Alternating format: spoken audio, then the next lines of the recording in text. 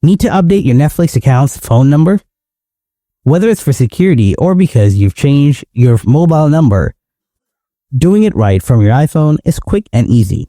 This guide provides the direct steps to get your account information current. Let's dive in.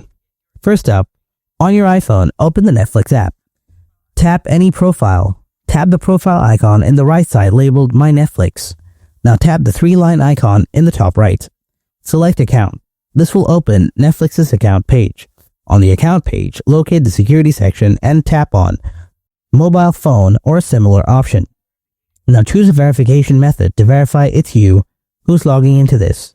After that part is done, you will be able to get to the page that looks somewhat like this. Here you will have to enter your new phone number.